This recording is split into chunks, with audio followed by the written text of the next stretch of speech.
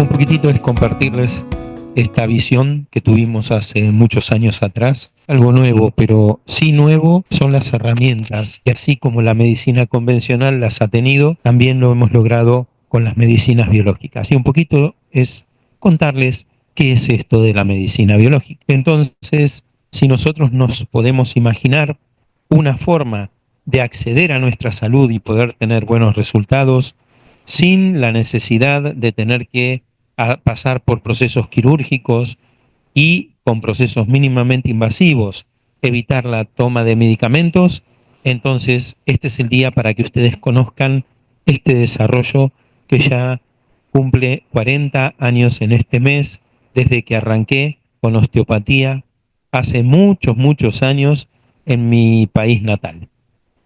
Bueno, acá les puse algunas de las herramientas de las que vamos a hablar. Vamos a hablar un poquitito de la nutrición biológica, la ozonoterapia, osteopatía, terapia neural y muchas otras herramientas naturales más. Eh, Obviamente vamos a hacer un enfoque integral sobre la armonía del organismo, porque el cuerpo es un todo y eso es lo principal que centra nuestra especialización. Eh, Acá ustedes ven una persona que está en un ambiente saludable y uno diría, qué envidia, qué lindo sería poder estar ahí sin el estrés que nos agobia todos los días y demás. Pero bueno, la realidad nos asombra, golpea, nos pone en un mundo lleno de complicaciones, lleno de tragedias en el día a día, y para ello nosotros tenemos que ver la forma más eficiente y menos lesiva para nuestro organismo para poder modificar conductas, hábitos y otras situaciones que nos generan enfermedad. ¿Cuál es la base de todo esto? Históricamente siempre hubo una pelea, una disputa, que si la enfermedad era de la célula, que si la enfermedad era del entorno celular, y así se pasaron años peleando hasta que en la muerte de uno de los popes, que fue Virchow, acuñó la frase, al final Claude Bernard tenía razón, la célula no es nada, el entorno lo es todo. ¿Y por qué dijo eso? La pelea era que Claude Bernard era fisiólogo y él decía que si la célula no tenía un entorno saludable, se iba a enfermar, iba a aparecer la enfermedad con el tiempo, y que si nosotros no arreglábamos su entorno, las constantes fisiológicas, presión, temperatura, todo lo que nosotros conocemos y medimos cotidianamente cuando estamos haciendo controles, si no manteníamos eso en parámetros normales, entonces la célula no tenía nada que ver, no tenía nada que hacer, una célula sana se iba a enfermar igual. Pero ¿qué pasa? Virchow decía que no, que la célula se enfermaba porque la célula se reproducía y daba una célula hija. Entonces, él decía, no, la célula se enferma si no tiene su nutriente, su sangre adecuadamente, si no tiene todos los medios que necesita. Pero resulta que después de muchos años se dio cuenta que no incluía todo si solamente hablaba de las células y le terminó dando la razón al doctor Claude Bernard. Partiendo de este concepto, nosotros vamos a saber entonces que no es solamente la enfermedad de un tejido el problema del órgano. Por ejemplo, si se enferma la célula del páncreas, obviamente vamos a tener un problema pancreático. Y si se enferma una célula mamaria, vamos a tener un problema en la mama. Pero esto depende mucho más importantemente del entorno que rodea esa célula. Entonces, alrededor de la glándula mamaria, por ejemplo, hay tejido conectivo. Y ese tejido conectivo es la base para mantener las constantes fisiológicas, sería como la casa de la célula. El padre de todo esto fue Alfred Pischinger, que era uno de los fisiopatólogos más importantes de la época de oro, digamos, donde se desarrollaron todos los conocimientos de la patología humana, y era él que miraba con el microscopio, el que hacía todos los estudios, los análisis, si una célula era buena, era mala, pero se dio cuenta que había todo un entorno que se movía al compás del daño celular. Y es la descripción que hacen hoy los patólogos cuando miran un taco de biopsia, que describen las características no solo de la célula, sino del entorno también, y terminan haciendo el diagnóstico. Bien, Pischinger había hecho un esquema muy sencillo para explicar que la célula era como un pescado que estaba en su mar, en su océano, dicho de otras palabras, en el tejido conectivo de su estroma, o sea, lo que sostiene y contiene el órgano o la glándula. Entonces, graficó simplemente cómo es que le llegan los nutrientes a través del sistema sanguíneo, con el sistema arterial llega la sangre oxigenada y la célula hace su metabolismo a través de la membrana. Todas las células del organismo se nutren de esta manera. Entonces, la célula se alimentó, va a eliminar sus detritos celulares, lo que para nosotros sería materia fecal, orina, y sería el aire expirado, contaminado, que pasó por nuestros pulmones. ¿Cuál es el pulmón? El mismo. ¿Por qué? Porque la célula elimina el contenido de dióxido de carbono al medio externo del sistema social, o sea, de la matriz extracelular. Y esto se convierte en ácido carbónico. El ácido carbónico forma parte de lo que genera uno de los elementos que acechan nuestra salud, produciendo acidosis metabólica, que es el ácido carbónico. Gracias al equilibrio que se logra con la respiración, la sangre, el sistema sanguíneo, el contenido de dióxido de carbono y obviamente lo termina eliminando en la perspiración, metiendo oxígeno y sacando dióxido de carbono. ¿Se acuerdan de esto? De la fisiología que estudiamos todos alguna vez en la escuela. Correcto. Ahora, ¿qué pasa? La célula también elimina otros desechos, elimina las grasas tóxicas, como el colesterol, como las grasas que son saturadas, y lo hace a través del hígado. El hígado es otro de los filtros fisiológicos que garantizan la estabilidad de ese medio interno. Y así tenemos el riñón que elimina el ácido úrico. O sea, los tres ácidos que se acumulan internamente y producen enfermedad son el ácido carbónico, los ácidos grasos y los derivados del amoníaco que se convierten en ácido úrico. Si esto quedara en el entorno y no fuera eliminado por la eficiencia del sistema linfático y del sistema vascular, o sea, la parte arteriovenosa, entonces la célula, en vez de estar rodeada de, vamos a decir, un fluido limpio y nutrientes, va a estar rodeada de un medio ácido tóxico lleno de sustancias alteradas que no le van a servir ni para nutrirse y no van a permitir eliminar las toxinas. Por lo tanto, en cualquier falla que haya del pulmón, el hígado o el riñón, se va a empezar a acumular la toxina y la célula va a empezar primero a desdiferenciarse, se va a alterar, como vieron lo que pasó cuando estuvo la bomba atómica en Hiroshima. Vieron que hubieron mutaciones en las personas, gente que nació deformada, gente que se le deformaron los huesos y otras partes más del cuerpo. Eso ocurre por la radiación, porque es un ataque directo sobre la reproducción de las células. Si nosotros tenemos esta misma contaminación, la célula, de la misma manera que un contaminante como la radiación la alteró, también la va a alterar y va a producir manifestaciones de enfermedad y de, vamos a decir, todo lo que es la alteración que conocemos como displasia, anaplasia, metaplasia y después de la metaplasia o estado precanceroso, el cáncer. Y así es para todos los tejidos del cuerpo. Entonces, ¿qué ocurre? Cuando el cuerpo no puede sacar por el riñón, el hígado y el pulmón las toxinas, primero empieza lo que tiene más cerca es sacarlo por la piel. Y ahí vienen las enfermedades de la piel, porque viene el olor raro en la piel, viene la acidez en la piel, viene la descamación exagerada, ustedes lo conocen como eczema o como otras enfermedades como la psoriasis y más. Pero en realidad lo que está manifestando esto es un exceso de toxinas que están acumuladas adentro del cuerpo. Si uno pudiera limpiar el entorno celular, entonces como los tejidos se reproducen permanentemente y van cambiando, las células nuevas pueden volver a la normalidad y obviamente se puede recuperar el paciente de una manera mejor. Cuando aparece un síntoma, el síntoma no es importante, por eso esta medicina no trata el síntoma en primer lugar. Busca la causa, busca el origen de la enfermedad.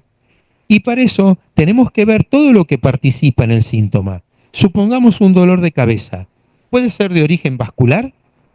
¿Verdad que sí? Puede ser de origen hormonal también. ¿Cuántas mujeres tienen la menstruación y les duele la cabeza? O en la menopausia, trastornos del sueño. Todas las cosas pueden estar relacionadas combinando varias partes de distintos sistemas en distintas proporciones. El sistema inmune no puede causar dolor de cabeza. De hecho, cuando uno tiene fiebre, ¿qué tiene? Dolor de cabeza. El sistema linfático, la congestión linfática, puede producir dolor de cabeza. Sí, lo tenemos con ontopatías. O sea que cualquiera de estas causas puede producir un síntoma específico. Di el ejemplo de dolor de cabeza, pero podemos poner cualquier otro síntoma. ¿Qué quiere decir esto? Que cuando uno tiene la aparición de un síntoma, es la alarma. Nos está indicando que hay un desborde, que el cuerpo ya no puede más, que no puede resolver los problemas solo. Entonces ahí es donde hay que hacer un diagnóstico de situación. Porque tomar un migral para el dolor de cabeza sería apagar la alarma y estaríamos haciendo una medicina solo de síntomas y dejaríamos la causa libre al libre albedrío. Sería como apagar la alarma y se meten ladrones adentro. Hacen lo que quieren. Y después pagamos los platos rotos porque nunca tuvimos la alerta. Entonces, tal como hace 2500 años atrás, Hipócrates acuñó.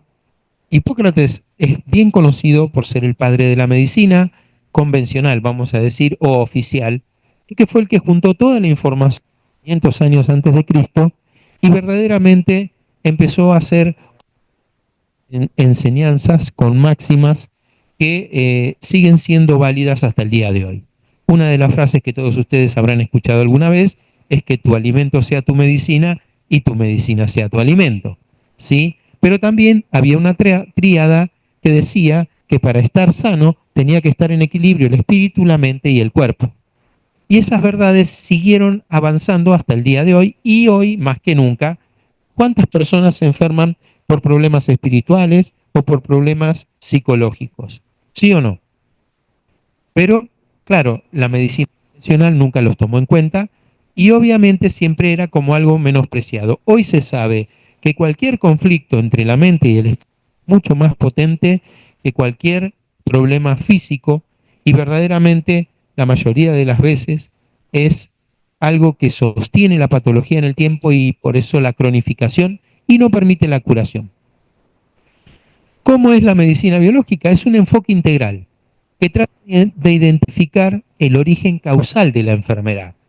Y de esta manera, si restauramos la fuerza del organismo para poder autocurarse, que tiene todas las herramientas, mejor que cualquiera de nosotros, de cualquier médico, entonces la persona puede retornar a su equilibrio de salud. Y obviamente que la mejor medicina, también lo dijo Hipócrates, es la prevención, es que el paciente nunca se enferme. Así que vamos a apuntar a eso y, como bien dijo Hipócrates, que tu alimento sea tu medicina tu alimento, como la causa es tóxica, todo lo que genere menos toxicidad adentro del cuerpo, lo que sea más limpio, lo que tenga más vibración energética, va a ser lo que mejor nos va a nutrir. Entonces, ¿qué quiere decir alimentos vivos y con energía vibracional? ¿Vieron ustedes cuando cortan una fruta de la planta que tiene un sabor particular? ¿Y qué pasa cuando esa fruta la llevan y la guardan en una heladera, la frisan y la sacan después de temporada? ¿Tiene el mismo sabor?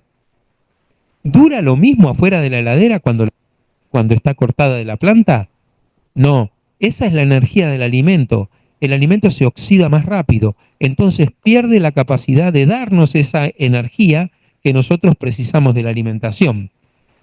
Después hablamos de que el enemigo número uno de la salud es la acidosis metabólica. Alcalinizar es lo opuesto a acidificar. Por lo tanto, una dieta alcalina neutraliza el ataque ácido que sufrimos día a día con todos los embates de la alimentación, de los tóxicos, de los químicos y de todas las cosas que fuerzan a nuestro organismo a producir sus sustancias en forma equilibrada y natural. Y después, lo otro que está en moda hace, vamos a decir, unos cuantos años ya, pero que nosotros tomamos en cuenta desde hace prácticamente un siglo, es la microbiota. La microbiota es la flora, son los gérmenes que coexisten con nosotros. ¿Saben ustedes que convivimos con 200.000 de gérmenes todos los días de nuestra vida? Pero ¿qué pasa? Son gérmenes buenos. Entonces, hacemos como una especie de asociación,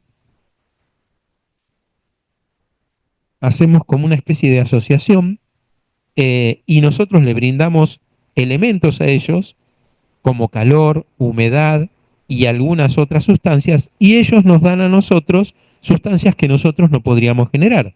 Como por ejemplo, eh, hay partes del complejo B que si no fuera por las bacterias no los podemos absorber, metales tóxicos y pesados que si entraran en nuestro cuerpo nos enfermarían, y ahí las cándidas son las que en su estado de levadura se encargan de limpiarnos el organismo.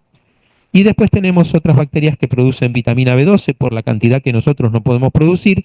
O sea que, como ven, hay un equilibrio entre una serie de gérmenes que coexisten con nosotros y que obviamente hacen una simbiosis positiva. Ahora bien, cuando yo empiezo a consumir sustancias tóxicas, cigarrillo, tabaco, alcohol, como puede ser también una mala alimentación, como pueden ser también alimentos que uno cree que son buenos, pero están llenos de químicos, conservantes, preservantes y demás, que son todas sustancias que son dañinas para la salud, obviamente también el cuerpo va a ir acumulándolas y en algún momento va a presentar batalla y nos va a generar enfermedad. Entonces, si encontramos un camino a través de la alimentación para lograr que esa desintoxicación también sea posible, bienvenido sea, y alcalinizando y con una dieta desintoxicante llena de radicales libres, como por ejemplo, ustedes deben haber oído hablar por ahí del poder curativo de la uva, de los arándanos, de los frutos rojos, que tienen un poder antioxidante importante, porque tienen un contenido de sustancias que son potencialmente antioxidantes y eliminan los radicales libres y el estrés oxidativo. Y así nosotros podemos prevenir las enfermedades de una forma natural o adelantarnos o neutralizar la balanza entre lo que entra tóxico y lo que no sale. Para las partes mecánicas del cuerpo, el cuerpo es como nuestro vehículo, ¿sí o no? Por lo tanto, tenemos una parte mecánica que tiene amortiguación, que tiene los resortes para ser parte del equilibrio cuando nos movemos, de poder girar, de poder darnos vuelta, de poder agacharnos, de poder levantarlos. O sea, todo ese sistema de brazos de palanca, toda esa tensión que se genera, obviamente se condensa en los músculos con las conocidas contracturas que ustedes ya conocen. Pero hay técnicas para liberar esas contracturas, para soltar la tensión de los músculos. ¿Y cuál es la ventaja? Si yo suelto la tensión de los músculos, si yo libero esas vértebras que están presionando los nervios, ¿qué ventaja tengo? Miren, lo primero, voy a restablecer la circulación. ¿Por qué? Porque todo músculo apretado, como gran parte de la circulación pasa entre las fibras musculares, va a quedar la manguerita estrangulada y va a pasar menos sangre. Y ahí se producen las isquemias. Y entonces empieza a llegar menos sangre a los distintos tejidos y órganos, tanto por compresión directa de un músculo o por irradiación nerviosa negativa, porque también tenemos nervios en la espina dorsal que son los que dan la orden de contracción. ¿Cuántos de ustedes se ha pinzado la espalda y ha tenido una contractura o ha quedado con una tortícolis o una lesión que no se va? Y todo eso se puede acomodar muy fácilmente con unas técnicas especiales que son manuales, que también son naturales y que no tienen contraindicación, hechas en manos de expertos. La ozonoterapia. ¿Oyeron hablar de la ozonoterapia? El ozono es oxígeno. En vez de oxígeno 2, oxígeno 3. El oxígeno que respiramos está formado por dos átomos que están pegaditos y es vital para todas las células de nuestro cuerpo. Forma parte de la mayoría de las reacciones químicas que tienen todas las células, que es lo que nos da la vida. Pero el ozono es donde un átomo más se pega, se monta arriba del átomo de la molécula de oxígeno. ¿Y cuál es la ventaja que da esta unión? Primero que cuando entra a los tejidos, la unión que tiene es débil, no es la unión que tiene la molécula de oxígeno. Es una unión débil y queda un átomo desapareado. ¿Por qué desapareado? Porque las moléculas tienen que tener las cargas eléctricas de su última órbita neutras. Y el oxígeno que se pega no tiene la carga neutra. Entonces, por lo tanto, cuando se libera, esa carga le va a dar una capacidad, además de la propiedad química, combinarse con sustancias, le va a dar un componente extra que le permite unirse electrónicamente con sustancias que tienen carga positiva. Por ejemplo, el hidrógeno. Y el hidrógeno es el que genera los radicales libres, que son los que hacen el daño porque no terminan las reacciones químicas del organismo y queda una molécula ahí dando vuelta y molestando en nuestra economía. Entonces, miren qué grandioso. Nosotros podemos manejar la oxigenación celular, podemos combatir la inflamación y podemos activar el metabolismo por neutralización. Y es directo, es instantáneo. Uno aplica el ozono y parece mágico. Pero en realidad no es magia, es ciencia, porque químicamente tiene estas propiedades que les acabo de explicar y la acción es directa.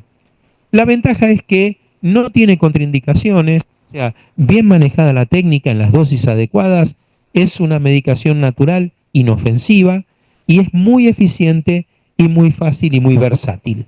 Bueno, la parte más importante. Para hacer una buena medicina hay que tener un buen diagnóstico. ¿Están de acuerdo con esto?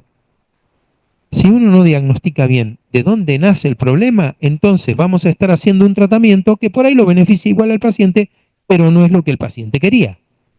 Ahora, si nosotros encontramos la raíz del problema, la causa, entonces podemos resolver el problema en forma definitiva. Y para eso, ¿vieron el esquema que les había mostrado hoy? Donde estaban todos los sistemas participando de un síntoma. Bueno, acá podemos ver en un escáner que se hace por resonancia magnética, pero que es de los espectros, de los órganos, los tejidos, de los gérmenes, de todo lo que está conviviendo con nosotros, y nosotros podemos tener toda esa información en un estudio y poder tomar las decisiones correctas para poder hacer una terapia no solamente dirigida a la causa, sino más eficaz y obviamente reducir los tiempos de las terapéuticas y del dolor y el sufrimiento de los pacientes. ¿Y cómo funcionan estos aparatos? Porque uno dice, ay, pero ¿cómo? ¿Por qué no lo tienen en todos los hospitales? Bueno, eso es una pregunta que se las dejo para que ustedes la estudien. Pero esto funciona con cosas que ustedes ya conocen. Todos conocen cómo desde un satélite pueden vigilar la superficie del planeta. ¿Sí o no? O como un vago puede vigilar el fondo del mar con un sonar. Si sabe si hay un submarino, si no está el submarino, si hay un relieve que no es, si viene un iceberg, si hay peligro, ¿sí o no? Bien, lo usan en medicina, porque cuando se hacen una ecografía, ¿qué están haciendo? Interferenciometría.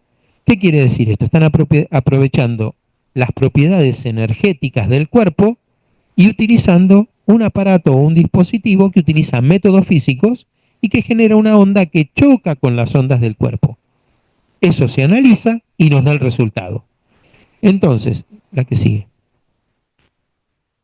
Entendiendo eso, podemos tener un abordaje no invasivo, sin químicos, sin tóxicos, y que puede brindarnos hasta el 85% de la conducta de funcionamiento global de todo el cuerpo, incluyendo nos puede decir si tenemos virus, bacterias, parásitos, hongos y el nivel de actividad, que es lo más importante, si esos gérmenes nos están afectando o no. Lo otro, terapia neural. ¿Saben qué es la terapia neural? ¿Cómo funciona nuestro cuerpo? Con energía, y esa energía se mueve como electricidad a través del sistema. Entonces, si yo tengo un problema en el sistema nervioso, ¿voy a funcionar? ¿Piensan que va a funcionar bien en nuestro cuerpo? No. Entonces, ¿qué hacemos? ¿Qué tendríamos que hacer? Llamar a un electricista, ¿sí? Bueno, el neural terapeuta aplica una medicación que tiene propiedades eléctricas, son microinyecciones. con una dosis de una sustancia que tiene propiedades eléctricas. No trabaja químicamente. Si bien la parte química es importante, porque son neurotransmisores y vitamina del complejo B, pero el efecto eléctrico es muy superior al efecto químico. Entonces podemos manejar los problemas energéticos del cuerpo. Suplementación ortomolecular. Otra herramienta más. ¿Qué es la suplementación ortomolecular? Cuando nosotros nos alimentamos, tenemos que tener garantizados ciertos nutrientes, ¿sí o no? Ustedes los conocen. Vitaminas, minerales, enzimas, antioxidantes, catalizadores, todas las sustancias que nuestro organismo tiene funciones de metabolismo, fortalecer el sistema inmune y mantenimiento. ¿Sí o no? Bueno, el correcto balance de esas sustancias va a garantizar nuestra salud, pero una carencia nos va a producir enfermedad. Así se descubrieron las vitaminas. Cuando había una carencia en una vitamina, venía el problema. ¿Ustedes conocen cuál? La vitamina D3, por ejemplo. ¿Sí o no? Está relacionada con la salud de los huesos. ¿Sí o no? ¿Y cuántos de ustedes suplementan la vitamina D3? Claro, muy bien. ¿Y cuánta gente también suplementa vitamina B12 o hierro en una anemia? Bueno, eso es medicina ortomolecular. Pero ¿saben que hay 77 minerales que el cuerpo necesita?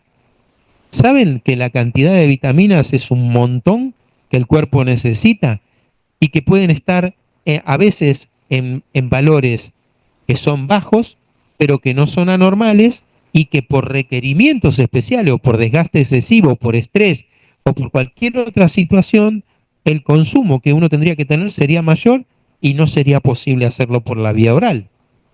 Entonces, si nosotros hacemos una suplementación para enterar a través de un suero, entonces nosotros podemos recuperar rápidamente ese desequilibrio.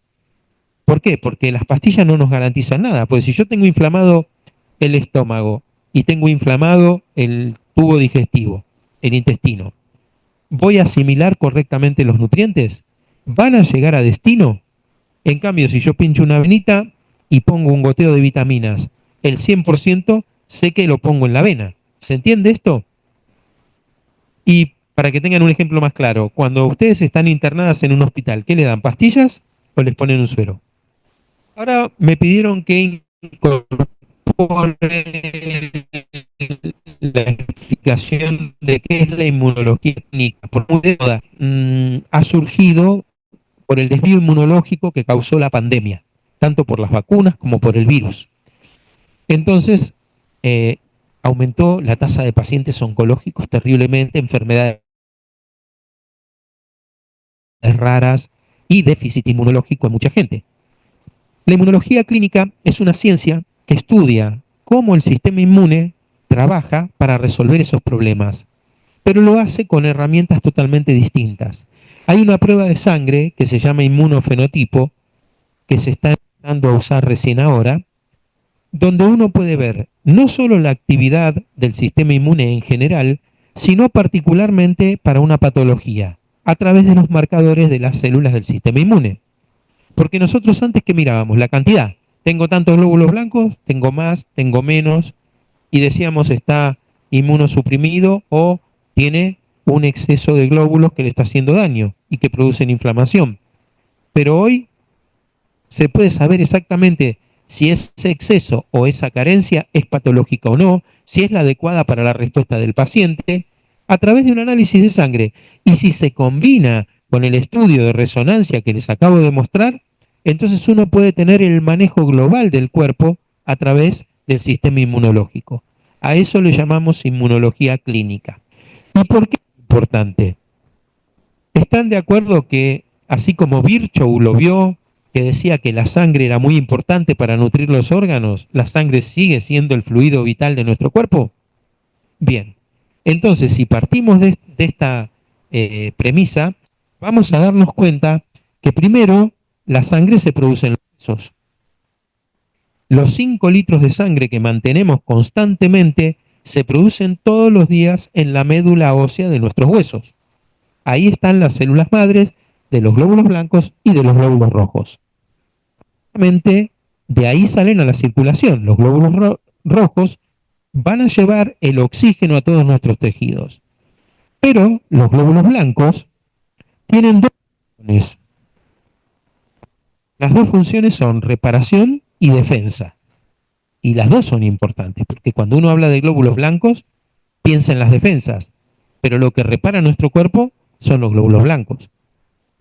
¿Y cómo lo reparan? A través de la inflamación. La inflamación no es mala, el exceso de inflamación es malo. La inflamación es la estrategia que tiene nuestro organismo para reparar y remodelar el daño en todos los tejidos del cuerpo. Quemadura se repara con inflamación. Una fractura se repara con inflamación. El envejecimiento de los tejidos se repara con inflamación. La rotura de un tendón, una lastimadura de la piel, se repara con inflamación. Ahora, una inflamación controlada es una cosa y una inflamación descontrolada es otra. Ahora vamos a ver qué importancia tiene esto en la balanza. Acá ven que hay una balanza. Entonces, si tengo mucha defensa, tengo poca reparación. Si tengo poca reparación, tengo mucha defensa. ¿Y por qué es importante? Vieron que hay unas enfermedades como la fibromialgia, como el síndrome de Sjögren, esas enfermedades con nombres raros que dicen que no tienen causa conocida. Bueno, a través de los estudios de inmunología se ha descubierto que es una defensa sobre gérmenes tontos, o sea, se vuelve loco el sistema y empieza a disparar contra el propio cuerpo porque pierde la regulación. Y a eso se le llama disbiosis. Entonces, las personas que tienen distintos tipos de disbiosis, ya sea alteración de la flora, o sea, de los gérmenes, en vez de tener gérmenes buenos, tiene gérmenes patógenos, que no llegan a enfermarnos, pero sí producen un desgaste crónico del sistema inmune. ¿Se entendió? Y entonces esta balanza se inclina negativamente y perdemos la capacidad de reparar el cuerpo. Y ahí, entonces, un dolorcito se convierte en un dolor gigante, como en el caso de la fibromialgia, que cada lugar que uno le toca a la persona le duele. Se va a levantar, no puede caminar, le duele. Y eso trae depresión, angustia, un montón de cosas que están asociadas, pero no porque sean generadas, sino porque, obviamente, cuando uno se enferma y no puede hacer todo lo que tiene que hacer, se empiezan a sumar cosas. Es como un dominó, y que uno tira la pieza y va haciendo una avalancha de desastres. Entonces, si nosotros entendemos esto, entonces vamos a ver cómo analizamos nuestro perfil defensivo en el organismo. ¿Cómo sabemos si estamos en equilibrio con nuestras floras? Si los gérmenes que conviven con nosotros están en armonía o están enojados con nuestro cuerpo. Simple. El soldado del rey del sistema inmune, el que va a la batalla, el que va a la muerte, es el linfocito. Y hay linfocitos TH1, linfocitos TH2, linfocitos TH3, y ustedes van a decir, doctor, pero ¿qué tiene que ver todo esto? A mí qué me importa el linfocito TH1, TH2, TH3. No, presten atención, se los hago fácil. Los dos importantes, los más importantes son el TH1 y el TH2. ¿Por qué? Porque los TH1 sirven para tumores y para virus, y no sirven para otra cosa. Los TH2 sirven para bacterias, parásitos y hongos, y los TH3 son los que median entre los dos, serían como el abogado, que los pone en equilibrio. Y esto sirve para alergias e hipersensibilidad. Si yo puedo medir en la sangre cómo tengo las cantidades de ellos, hay valores normales y valores patológicos como cualquier otro laboratorio, ¿sí o no? Entonces, si yo le hago un análisis de inmunofenotipo a un paciente que tiene, por ejemplo, una patología tumoral, y yo veo que no tiene linfocitos TH1 y tiene muchos TH2, ¿qué pronóstico ustedes piensan que va a tener? Pero sin embargo, también puede pasar que ese paciente tenga muchos linfocitos TH1 y no tenga linfocitos TH2 y una bacteria se le haya puesto. ¿Sí o no? ¿Se dan cuenta cómo uno puede, con la clínica del paciente y con el escáner, ver el perfil de gérmenes y ver el estado clínico del paciente y saber exactamente dónde estamos parados para tomar decisiones correctas? ¿Se entendió? De la misma manera, tengo un tumor, estoy en tratamiento, me va bien, pero resulta que viene un virus y me vacunan contra el virus. Si me vacunan contra el virus, mi médula empezar a producir linfocitos Th1 antivirales y me va a sacar del pool de linfocitos antivirales los antitumorales. Entonces me voy a complicar, me voy a llenar de metástasis. Por eso siempre los pacientes oncológicos, nosotros en nuestro grupo médico jamás los hemos inmunizado si no es mediante prueba de inmunofenotipo y evitando que corran riesgo. ¿Se entendió esto? De otra manera, al revés ahora. Vamos a ver la diapositiva que sigue.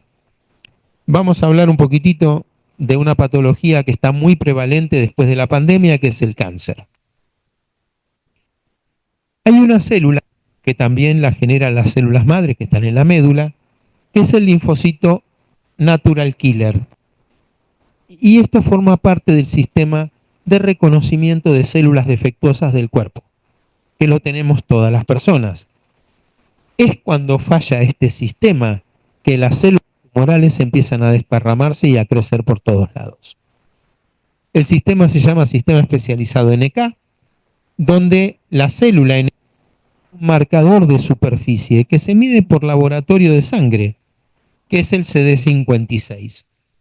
Después tenemos la que tiene solamente expresado en su superficie ese marcador, que sería el grupo de patrullaje. Serían las NK cuando no están activas. Entonces van corriendo y van buscando células defectuosas. Después está la que expresa el marcador CD16, que serían las fuerzas especiales. Estas ya cercan la célula tumoral y la rodean y empiezan a comunicarse con el resto del sistema inmune para elaborar las estrategias terapéuticas. Y después viene la célula que tiene el CD56, el CD16 y el CD3, que son marcadores, moléculas, proteínas de superficie de los glóbulos, que se miden en la sangre, que nos dicen los que están ya armados para matar la célula tumoral. Por lo tanto, si yo tengo un buen balance de estas células medidas en el laboratorio, ¿cómo será el pronóstico de ese paciente? ¿Se dan cuenta? Al revés, si no tiene células NK, el pronóstico es malo. Entonces, uno puede tener una realidad exacta del estado de un paciente siguiéndolo con laboratorios de sangre y con pruebas de análisis espectral. Y eso nos evitaría quedarnos esperando una metástasis o que aparezca un nuevo tumor o que me salga otro tumor en otra parte del cuerpo, porque podríamos estar anticipados y podríamos tomar decisiones correctas antes de que aparezca el problema. ¿Se entendió? Y después, la otra cosa que también me preguntaron por vacunas para el cáncer, terapia. Hay una vacuna que es artesanal que se hace sobre el taco de biopsia del paciente. Vacunas que se hacen sobre el taco de biopsia del paciente solamente sirven para el paciente. No se pueden fabricar en cantidad, pero tienen la ventaja de que son específicas. Si el paciente está inmunocompetente, o sea, si tiene fuerza su organismo, y uno le pone la vacuna, créanme, el tumor va a desaparecer. O por lo menos va a tener que salir corriendo porque ya no se va a poder esconder, porque la vacuna es una señalización que le indica al sistema inmune dónde tiene que actuar, con mucha más eficiencia que si lo tiene que hacer patrullando y viendo a ver dónde tiene que ir. ¿Se entendió esto? Bien, ¿y cómo se hace la vacuna? Esto, por ingeniería molecular, con el taco de biopsia y la sangre, entonces se hace una vacuna con antígenos ya premarcados, que son los que dicen, ahí está la célula tumoral. Entonces, le dicen al sistema inmune dónde están las células de las cuales estamos hablando. Vamos a ver un poquitito qué es lo que podemos lograr con otra de las herramientas. ¿Ustedes oyeron hablar del plasma rico en plaquetas? ¿Y saben por qué el plasma rico en plaquetas está tan mencionado? Allá por el 2003-2004, el jugador de tenis Nadal anunció que se iba a retirar del tenis por una artrosis avanzada de rodillas. Nosotros ya veníamos usando el plasma hace rato, pero ¿qué pasa? Nadal fue a la Universidad Complutense de Madrid, donde estaban haciendo las investigaciones de los factores de crecimiento, y le inyectaron que no podían dejar que su representante español perdiera vamos a decir, el galardón de llevar el triunfo del tenis y llevando a España por todos lados. Entonces, obviamente, ¿qué hicieron? Le pusieron el plasma en las rodillas. Y Nadal volvió a jugar como si nada. Claro, cuando le preguntaron cómo fue que hizo y empezó, el plasma se convirtió en uno de los elementos más reconocidos en la recuperación de cartílago y otras estructuras articulares. Pero ya el plasma se usaba desde hacía muchos años porque fue descubierto como terapéutica, o mejor dicho, fue diseñado como terapéutica por un médico suizo que en la guerra vio que podía curar, gracias a los factores plaquetarios, las quemaduras grandes y las heridas de guerra con mucha facilidad y con muy buen resultado utilizando el plasma. O sea que estamos hablando de 1945. No es algo de ahora. Pero hoy con la tecnología ha mejorado mucho y permite hacer esto. O sea, un rejuvenecimiento natural sin necesidad de cirugías. ¿Por qué? Porque los mismos factores de crecimiento que están en las plaquetas, que son los que reparan una herida cuando nos cortamos y demás, imagínense si los ponemos en exceso debajo de una piel que está arrugada y envejecida. Obviamente van a hacer el trabajo de reparación y van a conseguir resultados similares al que ven en la pantalla. Bueno, esta medicina también se puede aplicar para niños. Acá tenemos chiquitos con problemas de crecimiento, de desarrollo. Esta nenita pensaron que estaba ciega, logró ir al colegio y hacer una vida más o menos digna, una enfermedad muy rara donde no crecía y crecía deformada. Esta chica tenía una enfermedad también que le había afectado al sistema nervioso y logró, hoy es azafata. Acá tenemos otro chico con una enfermedad postvacunal, quedó con una parálisis y bueno, ahí estaba en rehabilitación. Y este otro chico también con un problema de crecimiento y todo con medicina natural los hemos ayudado a que progresen, a que avancen, a que tengan una mejor calidad de vida en sus colegios. La discusión que con la alimentación saludable, que los chicos que hay que suplementar, los que no crecen, es todo mentira. Acá tienen un caso seguido en el tiempo. Miren cómo comiendo bananas, tomando leche de almendras y la teta de la mamá, desarrollo perfecto. Voy a poner las fotos, tiene hoy 12 años, es un pequeño gorila, parece de 16, es musculoso, es excelente en los deportes y tenemos muchos chicos más ya con 10, 11 y 12 años.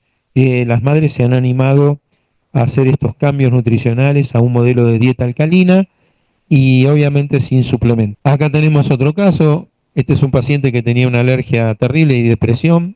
Acá está, bueno, no soy muy bueno sacando fotos, ahora le voy a sacar una foto nueva y la voy a cambiar porque está mucho mejor hoy. Acá tienen una mujer también con depresión y sobrepeso, miren el cambio. Bueno, este es un caso muy lindo, una directora de escuela, 80 años de edad, como la ven ahí, arruinada, deshidratada.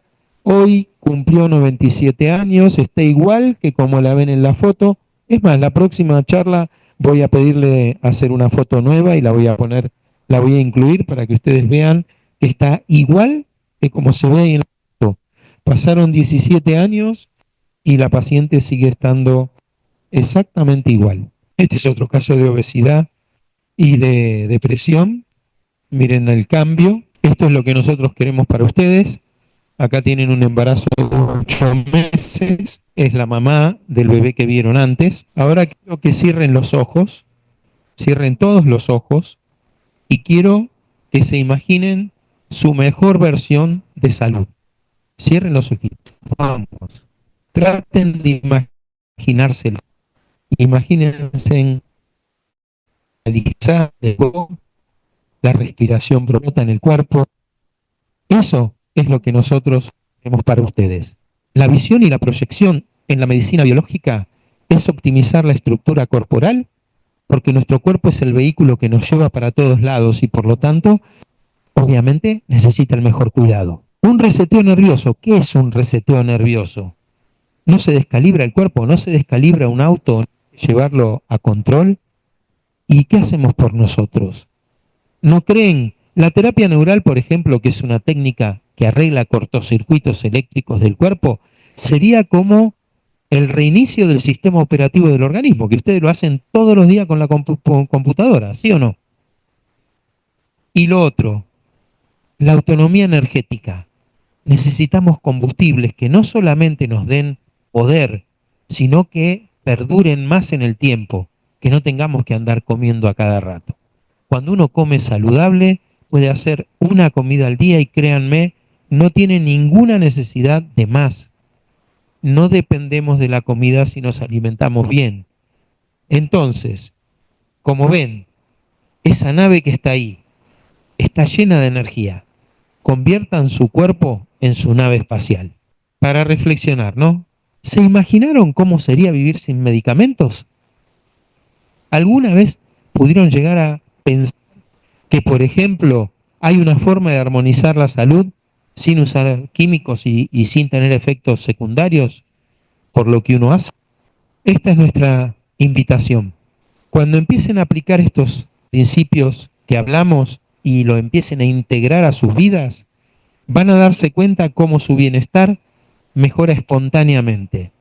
Y la otra cosa que es importante, que juntos podemos mejorar su calidad de vida. Esta es nuestra conclusión. Enfoque integral, prevención, equilibrio natural.